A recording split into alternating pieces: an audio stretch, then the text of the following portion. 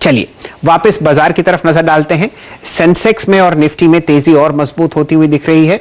82 अंक ऊपर फिलहाल निफ्टी आपको 14,730 के आसपास ट्रेड करता हुआ दिख रहा है और लगभग 165 अंकों की तेजी आप बैंक निफ्टी में देख रहे हैं 32,710 के आसपास। सेंसेक्स आराम से 50,000 ऊपर के ऊपर आपको टिका हुआ दिखेगा। चलिए एक और अपने गेस्ट को फिलहाल इनवाइट करते हैं। हमारे साथ जुड़ रहे हैं हैवेल्स के मैनेजिंग डायरेक्टर श्री अनिल राय गुप्ता साहब। अनिल जी, आपका स्वागत है। बहुत ही चार चांद लगते हुए दिख रहे हैं आपके स्टॉक प्राइस पर और आपके नतीजे जो हैं वो बहुत ही अच्छी तरीके से बाजार को पसंद आए हैं। हर तरफ आउट परफॉर्मेंस है, चाहे एबिट मार्जिन देख लें, चाहे टॉप लाइन देख लें या आप प्रॉफिट आफ्टर टैक्स का नंबर देखें। तो पहले तो आपको बहुत बहुत शुभकामनाएं इतने शानदार नतीजों की। अब आप ये बताइए अगले 2-3 क्वार्टर्स के लिए क्या उम्मीद करनी चाहिए शेयर होल्डर्स को और निवेशकों को हैवेल्स इंडिया से? बहुत बहुत धन्यवाद, थैंक यू। आई थिंक अगर हम इसको देखें पिछले 2 क्वार्टर्स की परफॉर्मेंस को तो मैं सेकंड क्वार्टर को इस तरह से कहूंगा कि लॉकडाउन के बाद एक जनरल जैसे लॉकडाउन से बाहर आने का एक टाइम था और एक पेंट अप डिमांड थी। लेकिन थर्ड क्वार्टर के आते आते हमको थोड़ी ऐसी फीलिंग आ रही है कि जैसे कोरोना लोग भूलते से जा रहे हैं और एक नॉर्मलाइजेशन की तरफ इकोनॉमी बढ़ती जा रही है, चाहे हमारे कंज्यूमर रेजिडेंशियल सेगमेंट की तरफ हो, चाहे इंडस्ट्रियल इंफ्रा जो कि सेकंड क्वार्टर में काफी लो पोजीशन पे था, बल्कि डी ग्रोथ थी, आज उसमें भी ग्रोथ है।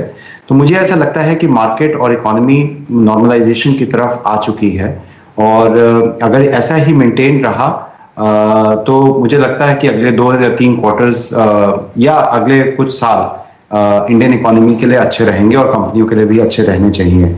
तो मुझे काफी होप है आने वाले टाइम के लिए। ऐसा जरूर है कि कुछ थर्ड क्वार्टर में कुछ स्ट्रक्चरल टेलविंड्स हमको मिली, कुछ एलोंगेटेड दिवाली तो फेस्टिव डिमांड भी अच्छी रही, कुछ ये था कि प्राइस इंक्रीजेस हो रहे थे बिकॉज रॉ मटेरियल प्राइसेस बहुत बढ़ रही थी, तो थोड़ा हो सकता है सीजन से पहले कुछ ट्रेड ने प्री बाइंग भी की हो। लेकिन अदरवाइज ओवरऑल ग्रोथ जो है वो अच्छी रही और आने वाले टाइम होपफुली ये इस तरह का एक मोमेंटम बना रहेगा। ओके अनिल, जैसा कि आपने कहा कि कुछ प्राइस हाइक्स आपने लिए हैं सर, जिस प्रकार से मेटल प्राइसेस बढ़े हैं पिछले कुछ समय में, मैं आपसे जानना चाहूंगा कि मार्जिन्स की पिक्चर क्या रहेगी सर अगले क्वार्टर के लिए या फिर अगले 2 क्वार्टर्स के लिए? मार्जिन्स इसी रेंज में स्टेबल रहेंगे जो प्राइस हाइक हुए वो उसको सस्टेन करने के लिए काफी है या फिर मार्जिन्स स्लाइटली थोड़ा सा डिप हो सकते हैं? यहां से आगे की ट्रैजेक्टरी क्या लगती है सर आपको?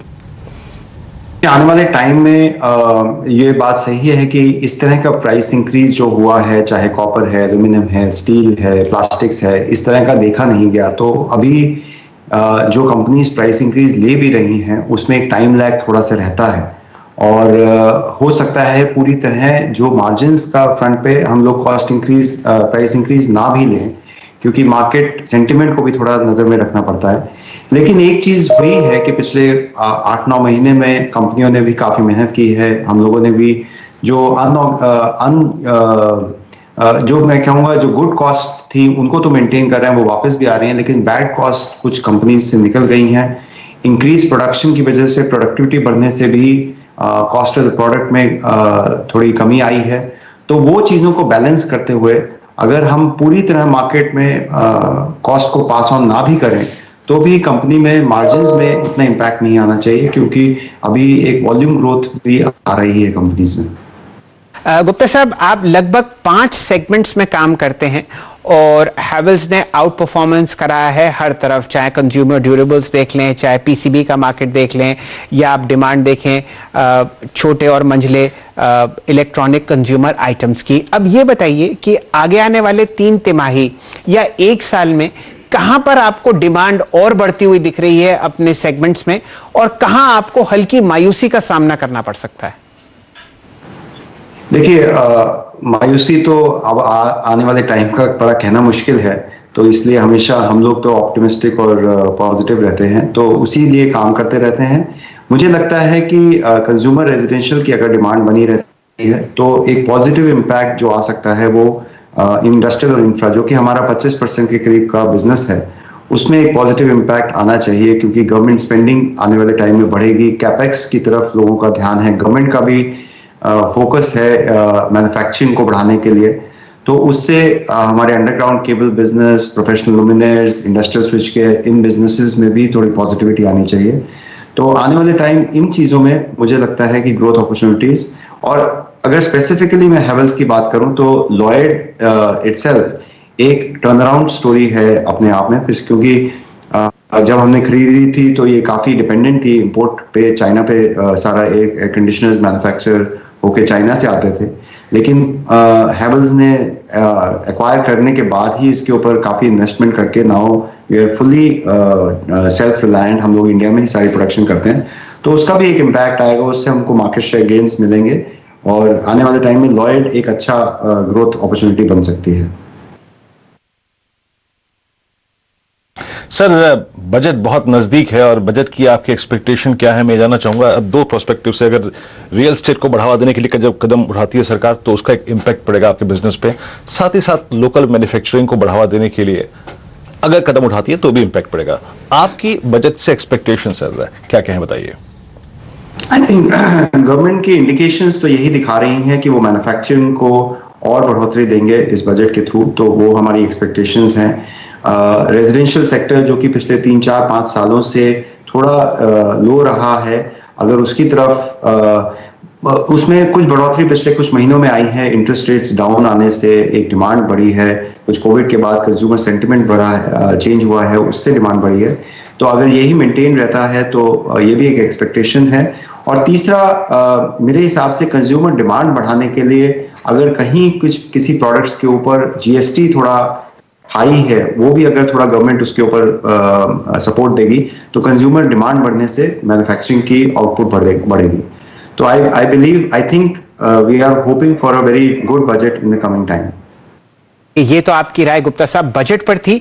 एक और बाजार की तरफ से ये प्रश्न है, या यूं समझिए एक हल्का सा प्रश्न चिन्ह है, कि आपकी जो सप्लाई चेन्स हैं क्या वो सब वापस आ गई हैं, या वहां पर थोड़ी सी आपको कोई शिकन या परेशानी आती हुई दिख रही है? पूरा स्मूथ सप्लाई चेन है आपका फिलहाल? एट द मोमेंट थैंकफुली हमारी सप्लाई चेन काफी रोबस्ट है, और ये शायद एक पोस्ट कोविड जो हम लोग भी एक एंटिसिपेट कर रहे थे कि एक प्रॉब्लम आ सकती है, लेकिन शायद ऑर्गेनाइज मैन्युफैक्चरिंग में एक एडवांटेज रहा है कि सप्लाई चेन काफी बेहतर तरीके से आई है ऑर्गेनाइज सेक्टर के लिए। सो आई बिलीव कमिंग टाइम्स में ये थोड़ा जो रॉ मटेरियल प्राइस इंक्रीजेस काफी हद तक एकदम बढ़े हैं, उससे थोड़ा हो सकता है आने वाले टाइम में कुछ दिक्कतें छोटी मोटी आ सकती हैं, बट अभी तक सप्लाई चेन काफी रोबस्ट है। ये तो सप्लाई चेन्स में भी कोई परेशानी आपको नहीं दिख रही। गुप्ता साहब, आपकी जो ब्रांड है वो लगभग 5 दशक पुरानी है, और खासकर जो लोग इस बाजार से जुड़े हुए हैं वो हैवेल्स को बहुत ही अच्छी तरीके से जानते हैं। ये बताइए, अगले 3-4 क्वार्टर्स में कोई प्राइस हाइक्स आपके जहन में हो? ये जो हम प्राइस राइज देख रहे हैं आपकी इनपुट कॉस्ट में, क्या आप पूरा का पूरा उसे आगे फॉरवर्ड करेंगे कस्टमर्स को? मैंने जैसे बताया कि इनपुट कॉस्ट की वजह से प्राइस हाइक्स तो इमिनेंट हैं, उसके बिना कंपनीज को सर्वाइव करना मुश्किल है, लेकिन कुछ एफिशिएंसीज भी बिजनेसेस में आई हैं पिछले 8-9 महीने में।